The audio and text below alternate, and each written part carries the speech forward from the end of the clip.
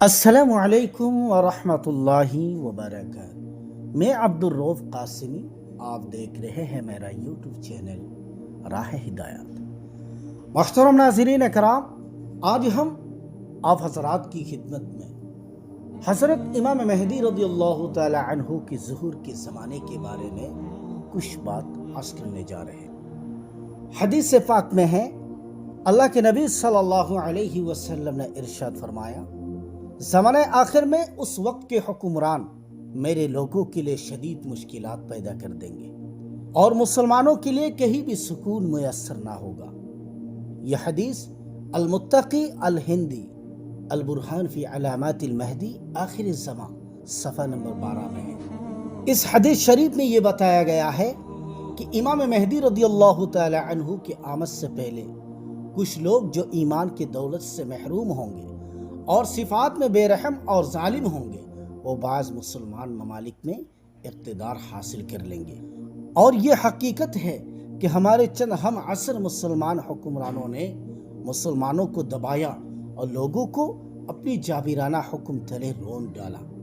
کچھ دوسرے ممالک میں لوگوں کو محض اس لیے مشکلات کا سامنا ہے کہ ان کے حکمران حکمرانی کے اہل نہیں۔ بعض مسلمان ممالک کے لوگ مثلا عراق، لیبیا، شام، صومالیہ، ایتھوپیا وغیرہ میں مسلمانوں کو دبایا گیا اور ان کو تکالیف اور مصائب کا سامنا کرنا پڑا۔ مسلمانوں کو مذہبی فرائض انجام دینے سے روکا گیا اور معاشی مشکلات نے ان کے لیے جینا دوبھر کر دیا۔ سنن ابو داؤد میں ہے، اس وقت رات کے پہروں کے مانند فتنہ و فساد ہوگا۔ لفظ فتنہ سے مراد کوئی بھی ایسی چیز ہو سکتی ہے جو لوگوں کے دلوں کو سچائی کی راہ سے ہٹا دے، یا پھر اس سے مراد جنگ، فساد، تباہی اور تصادم ہے۔ حدیث کے مطابق اس فتنے کے باقیات میں صرف خاک اور دھواں ہوگا۔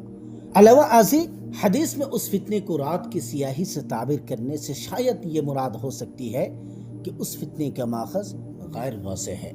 احادیث پاک میں اس بات کی پیشن گوئی بار بار کی گئی ہے کہ امام مہدی کی آمد سے پہلے زمانہ آخر میں خوف، جبر اور فتنوں کا دنیا میں راج ہوگا۔ جنگیں اور قتل و غارت اس دور کا خاصہ ہوگا۔ ان احادیث سے یہ پتہ چلتا ہے کہ یہ قتل و غارت تمام دنیا میں ہوگا اور کسی مخصوص خطے سے اس کا تعلق نہ ہوگا۔ 20ویں صدی میں لڑی جانے والی 2 جنگوں میں 65 ملین لوگ مارے گئے۔ اس کے علاوہ سیاسی وجوہات کے بنا پر عام شہریوں کی ہلاکت کی تعداد 180 ملین کے لگ بھگ ہے۔ پچھلے گزرنے والے صدیوں کے مقابلے میں یہ تعداد انتہائی حد تک خوفناک ہے۔ امام مہدی اس وقت تک نہیں آئیں گے جب تک معصوم لوگوں کی ایک بڑی تعداد قتل نہیں ہو جائیں گے۔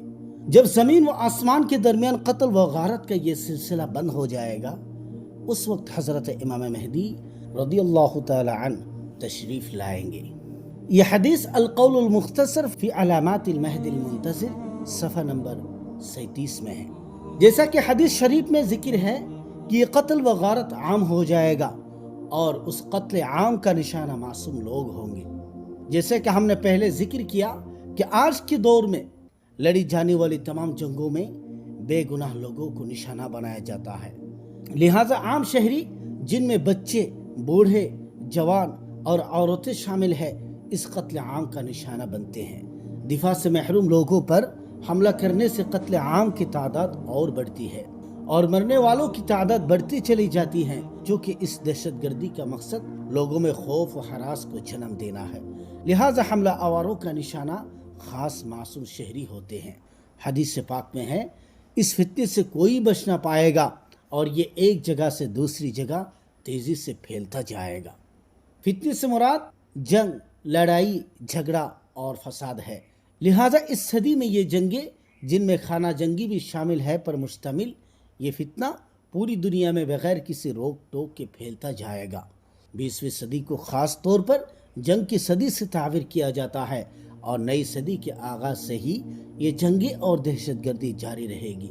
نعیم بن حماد میں ہے، اللہ سبحانہ و تعالی امام مہدی رضی اللہ تعالی عنہ کو اس وقت بھیجیں گے جب لوگ مایوس ہو کر یہ کہنا شروع کر دیں گے، امام مہدی کی ذات کوئی وجود نہیں رکھتی۔ اس حدیث شریف سے ہمیں یہ معلوم ہوتا ہے کہ دور زرری کی آمد کی ایک نشانی لوگوں کا ظہور مہدی سے نا امید ہو جانا ہے۔ جن لوگوں کو جنگ، قحط، ناانصافی، وبائی امراض اور اسی قسم کی دوسری محرومیوں کا سامنا کرنا پڑے گا، وہ لوگ امید کا دامن چھوڑ دیں گے اور یہ خیال کر لیں گے کہ یہ آفات کبھی اختتام پذیر نہ ہوں گی۔ دوسری جانب بہت سے مسلمان اس بات سے نا امید ہو جائیں گے کہ کبھی اسلامی حکومت قائم ہوگی، بلکہ اس کے برعکس وہ یہ خیال کرنا شروع کر دیں گے کہ برائی ابھی مزید پھیلے گی۔ بلا شبہ آج کے دور میں ہمیں اس طرح کے خیالات سے روزانہ پالا پڑتا ہے۔ امام مہدی کی ظہور اور رحمتوں سے بھرپور دور زرری سے متعلق لاتعداد احادیث کے ہونے کے باوجود بہت سے لوگ یہ خیال کرتے ہیں کہ یہ دور شاید کبھی نہ آئے۔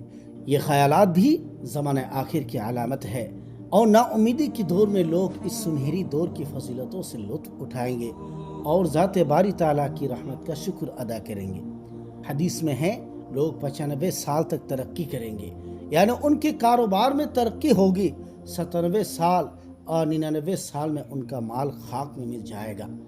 یہ بات قرین قیاس ہے کہ شاید اس سے مراد 1995 کا سال ہو، وہ سال جب لوگ بنسبت بہتر زندگی بسر کر رہے تھے اور حالات اتنے دیگر گو نہ ہوئے تھے۔ بے شک جیسا کہ حدیث میں بیان کیا گیا ہے کہ اس سال لوگوں کے پاس زندگی کے دوڑ میں شامل ہونے کے لیے کافی مال ہوگا، لیکن 1997 سے 99 کے سالوں میں معیشت تباہ ہو کر رہ جائے گی اور غربت اپنے پر پھیلانا شروع کر دے گی۔ اس دور میں مال اپنی قیمت کھونا شروع کر دے گا۔ اس طرح کے حالات بڑی تیزی سے رونما ہوں گے۔ ارجنٹین کی تباہ ہوتی ہوئی معیشت اس کی واضح مثال ہے۔